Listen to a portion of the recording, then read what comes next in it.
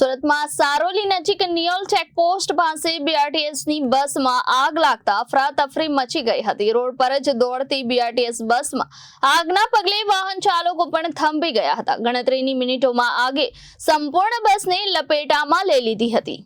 આ ઘટનાની જાણ થતા ફાયર વિભાગનો કાફલો ઘટના સ્થળે દોડી ગયો હતો। ત્યારબાદ આગ પર કાબુ મેળવવાના પ્રયાસો શરૂ કરવામાં આવ્યા હતા। આ અંગેની મળતી માહિતી મુજબ બસમાં આગ લાગી ત્યારે કોઈ મુસાફર સવાર ન હતો। મળતી માહિતી પ્રમાણે 4:15 કલાકે આસપાસ બારડોલી સુરત રોડ પર સારોલી નજીક આવેલ નિયોલ ચેકપોસ્ટ પાસે સુરત પાલિકાની બીઆરટીએસ બસમાં આગની ઘટના બની હતી। ઘટનાની જાણ થતા ફાયર વિભાગનો કાફલો ઘટના સ્થળે દોડી ગયો હતો। ત્યારબાદ આગ પર કાબુ મેળવવાના પ્રયાસો શરૂ કરવામાં આવ્યા હતા। આ અંગેની મળતી માહિતી મુજબ બસમાં આગ લાગી ત્યારે કોઈ મુસાફર સવાર ન હતો। મળતી માહિતી પ્રમાણે 4:15 કલાકે બારડોલી સુરત રોડ પર સારોલી નજીક આવેલ નિયોલ ચેકપોસ્ટ પાસે સુરત પાલિકાની બીઆરટીએસ બસમાં આગની ઘટના બની હતી। આ અંગે ફાયર વિભાગને જાણ કરવામાં આવતા પુણા અને સરથાણા ફાયર સ્ટેશનની 2 જેટલી ગાડીઓ ઘટના સ્થળે દોડી ગઈ હતી।